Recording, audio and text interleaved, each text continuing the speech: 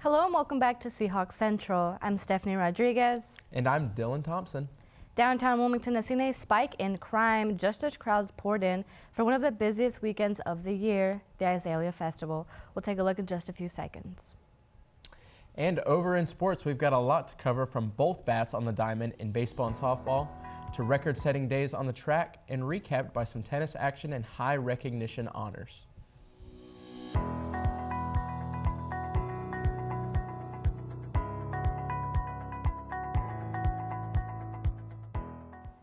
The downtown area of Wilmington, North Carolina has seen a string of recent crimes during Easter weekend, including 2 separate stabbing incidents early Sunday morning. Police said 3 people were seriously injured.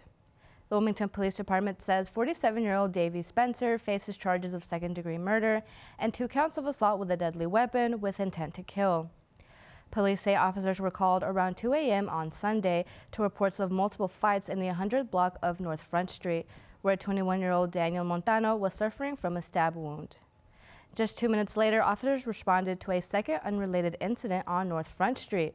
According to police, an adult woman was found suffering from stab wounds and was transported to Nova New Hanover Medical Center in life-threatening conditions.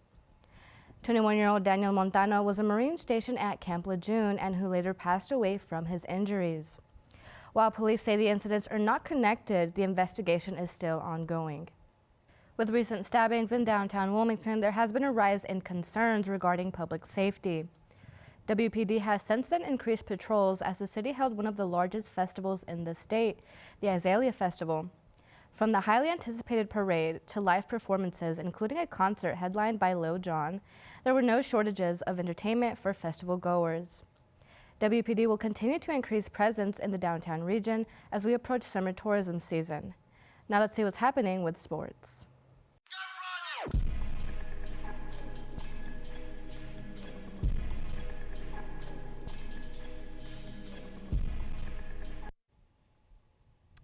Thank you, Stephanie. We start on the diamond, where UNCW softball is absolutely rolling. The Seahawks have won 10 of their last 11 games in CAA play, and they're doing it in dominant fashion. The Seahawks are outscoring opponents 41-4 during that stretch, including 4 shutout victories over Hampton, ECU, and Townsend. It's been a total team effort, especially in the circle of pitching. Sophomore Lindsey Herman delivered a shutout against ECU and followed it up with a no-hitter against opponent Townsend. Camille Hamilton added 6 scoreless innings against Hampton, while Taylor Barlow helped keep Hampton's offense completely in check. And in classic Seahawk fashion, how about a finish? Sophomore Sierra Persinger executed a perfect bunt and walk-off moment to secure the win over Townsend. Next up, the Seahawks hit the road for a CAA series against Drexel, followed by a key rivalry matchup with the College of Charleston. Staying on the diamond, UNCW baseball is looking to bounce back after a tough stretch. The Seahawks dropped their series against Stony Brook, but managed to grab the final game of the series.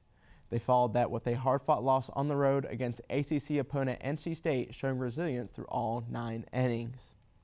UNCW responded early in their next series, traveling to Buies Creek and taking one against Campbell with a 5-3 win. The pitching staff was sharp, limiting the Camels to just 5 singles the entire game.